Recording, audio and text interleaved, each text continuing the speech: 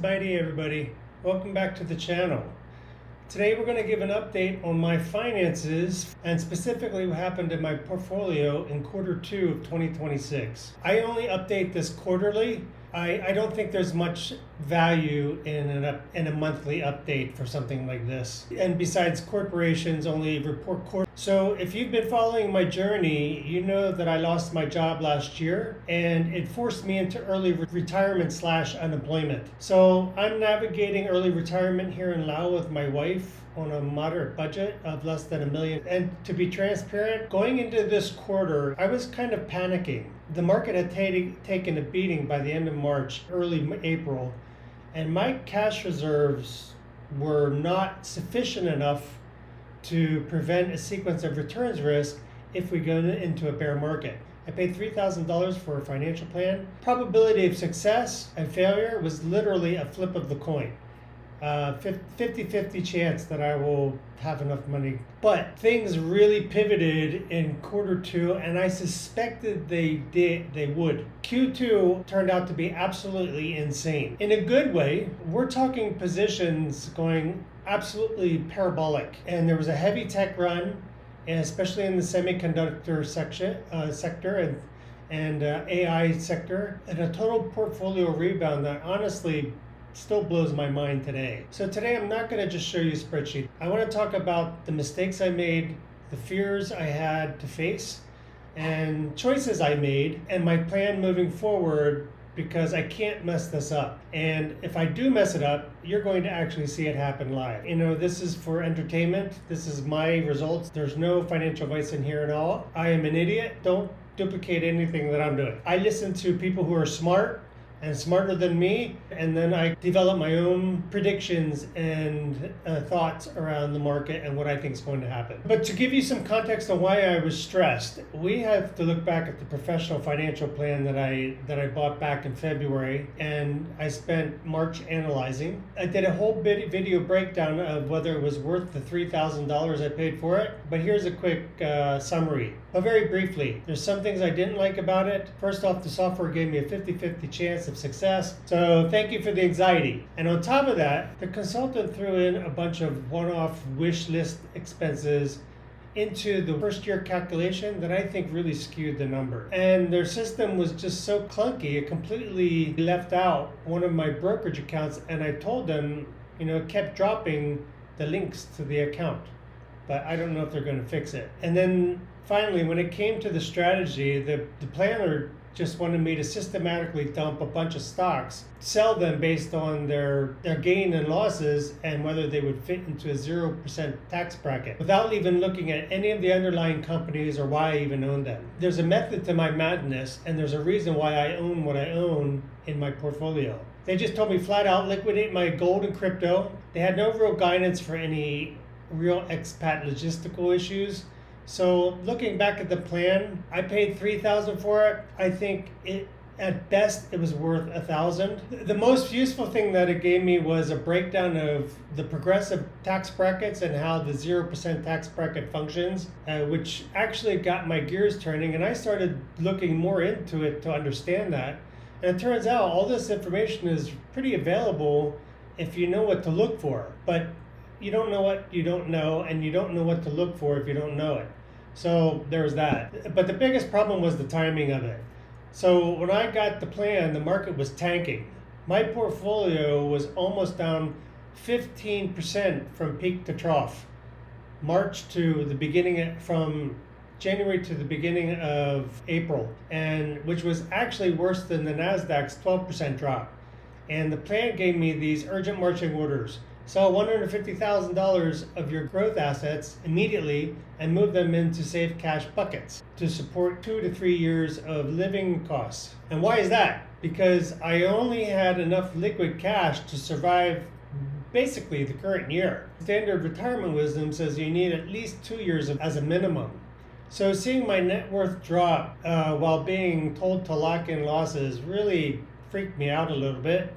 But instead of making the rash move, I decided to take a breath and take some baby steps and think through this. As a temporary reprieve from my low cash levels, I ended up selling 2 stock positions to add a few months of breathing room to my bucket one, and then I just decided to wait. I had a hunch that the crash wouldn't last forever, kind of like what we saw last year. My goal was to be patient and wait, and that's what I said on my first quarter update. And that fortunately paid off, because 2026 was almost a copy paste from 2025. What happened was what I suspected would happen. And I am really glad I chilled out, because the last 3 months were a total rocket ship.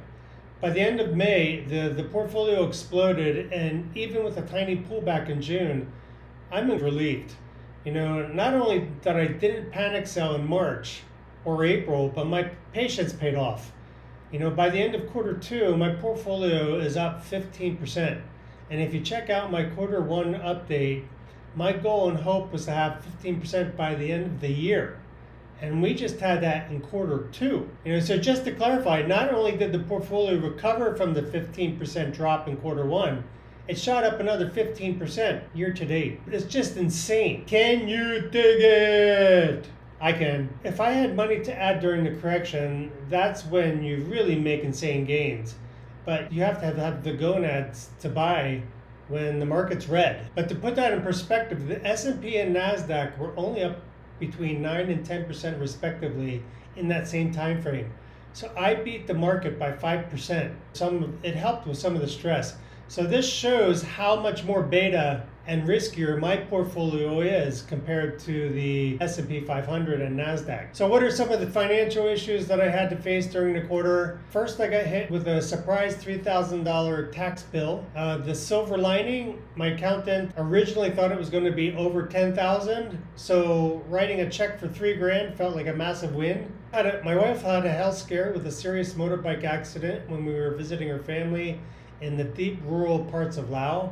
And this was exactly at the same time my portfolio was tanking.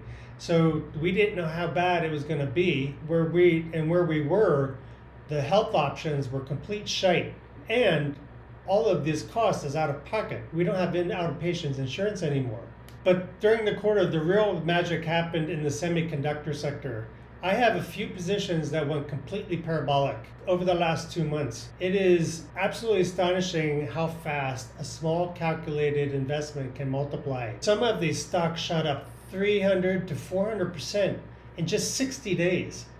A few positions are sitting at 15 times return in less than a year. It's been moving so fast. I've been scaling down on positions by selling off pieces of them to build up my cash reserves as the prices climb. But honestly, some of them are growing so fast I can't sell them fast enough before they become massive pieces of my portfolio. It's a high quality problem to have.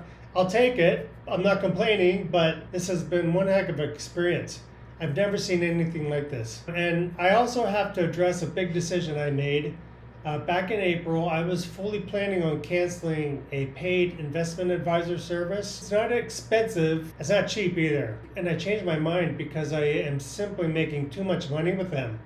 The returns I've generated from their stock picks in just the last 2 months alone have paid for the subscription cost multiple times over. I'm not necessarily going to have enough to buy a yacht. It's not life-changing money, but it absolutely moves the needle and will help cover more and more months of expenses once I finally cash that in. And it's only been 2 months. So I'm really glad I kept that service and paid for another year. And I've been slowly parking cash into a high yield savings account, earning about 3.2 to 4.2% from my year one cash bucket. So if you want to look at my exact financial scoreboard as of June 30th, here is how my year-to-date performance broke down across the accounts. I'm recording this the first week in July. There has been a pullback since then, and I'll just note that May, it was at all-time highs. So there has been a pullback since May to the end of June, and it's still pulling back a little bit, but there's a little bit of a rebound happening again. I know fully well that there could be a bear market, and we will go into a correction, and I'm okay with that. But I think the lesson for me really is just to stay patient. Main brokerage, this is my taxable brokerage. And this is what's going to sustain me. Most of my money's in this account. And so this account is up 13.72%. The IRA is up 29.61%. The Roth IRA is holding steady. It's up about 6.52%. And my speculative account, this is an account where I hold currently at between 10 and 15 smaller accounts. That exploded. That's at 82% gains year to date. This investment group that I belong to has more than paid for the annual fee. But I'm not gambling with it. I mean, these are research stocks. They're just very volatile, very speculative. If you invest $1,000, the most you can lose is $1,000. But what you can gain with some of these stocks is it's infinitive. This particular account, the speculative account, for example, one of them goes up on 100%. I will take a few chips off the table, recuperate my cost, and then reinvest the difference. One thing to note about this is I have added no new fresh money. This is all money regurgitated from gains, from selling winners and winners that are up in hundreds of a percent. This is not trading. We are investing in companies, a small amount of money that I keep to the side to do this, because you just need one winner to go parabolic, and it can make a big difference in your portfolio. The all-time high was in May. I was looking at almost 100% gain year to date. So that has pulled back to about 82%. And then in my pure cash bucket, this is the one that I'm building, it's down a little bit by 1.5%.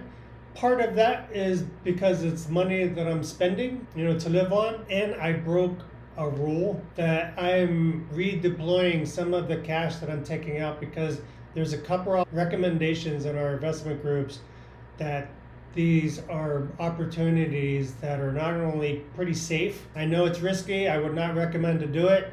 So I am playing a little bit with some of my cash bucket, but I've got another year worth of cash sitting to the side and last me this year and potentially most of next year. But I do want to build this cash bucket up at least double what it is. And I'm hoping to do that within the next 6 to 9 months, because I do think the market's going to end up higher than it is now. So that brings my total investable assets to an overall year-to-date performance of 14.99% year-to-date. There might be a pullback. This is what I was hoping to get for the year when I did my first quarter update. So we'll see. You could be watching a train wreck in slow motion. So what's next? My outlook is based on people I'm listening to and looking at the market and looking at the economics. Despite the high inflation, I believe the market's still going to go up. By the end of the year, I think we're going to end up positive. The AI infrastructure build out is still on fire. Big tech companies and world governments are pumping hundreds of billions of dollars into AI data centers and chips. And that momentum looks pretty solid, at least another year and a half. And nobody's signaling a slowdown. I mean, these big tech companies are even looking to borrow money. They have huge cash flow margins because they think the return on investment is going to be huge. And then the US government keeps printing money. It's printing money and devaluing the dollar by an estimated 6% this year alone. They've spent 4 years trying to force inflation down to 2%.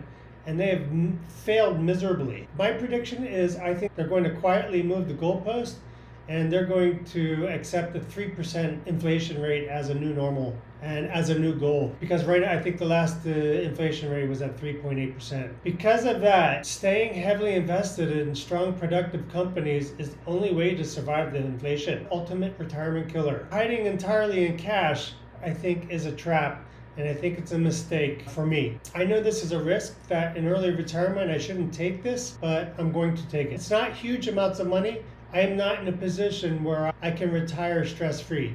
Like I said, my portfolio is at a 50-50, so I am taking a little bit of higher risk here for my risk tolerance. So moving forward on the job front, I am keeping my eyes open for a job opportunity in Laos, but realistically, the pickings are slim. If I were desperate, I'd have to look outside of Asia for the most part, but I'm going to be extremely picky because I love my life here and I don't want to leave again. I'm tired of packing up and moving. I just don't want to be away from my wife anymore.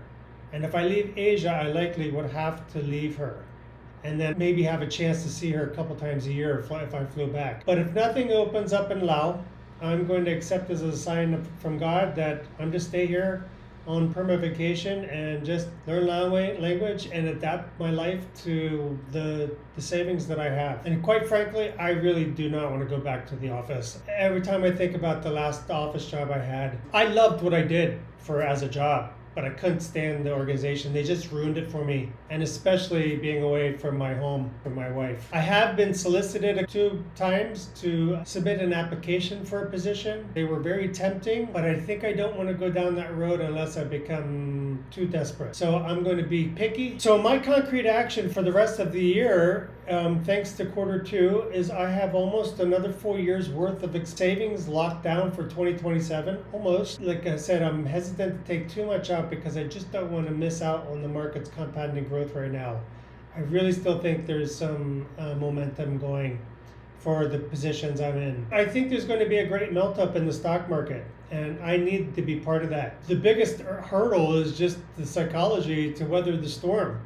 You know, like it did back in April. You know, I was really beside myself. I had some troubled nights sleeping. I was patient and it paid off. I just want to clarify, I am not a sociopath, and the market corrections can make me hyperventilate when they happen, especially because you don't know how long they'll last, but I'll do my best not to watch it on a daily basis. You know, and finally, to build the cash runway, I'm going to have to be a little more aggressive selling stocks in the second half of this year. That means I'm intentionally going to push myself past the 0% tax gains bracket, and I'll probably trigger the 15% tax bracket bill for the excess of what I can get in the 0% tax bracket. I don't love paying taxes, but having 2 full years of expenses entirely out of the market means that if a brutal extended market does hit within the next 12 to 24 months, at least I can sleep better without checking the stock charts, and it will prevent sequence of returns risk. So Q2 was proof that early retirement isn't a straight line. You know, it's about managing the psychology when things get bloody and not selling the winners too early when things go right. If you're out there trying to build your own retirement blueprint without the fake filters, make sure to hit the subscribe button. I really appreciate it, and give me a like on this video. I appreciate it if you think that I've earned your... By doing so, you will see live which side of the coin my retirement ends up on. Success or a train wreck in slow motion. So let me know in the comments below, how did your portfolio handle the Q2 volatility? Are you one to hide in cash, or are you riding the tech wave with me? And for my fellow retirees, what's your target for a safe cash runway? Is it more than 2 years? So thanks everybody. Keep an eye on the numbers, but remember to look up and live the life that you're trying to build for yourself. Sabaydi, take care everybody, God bless, and take it slow.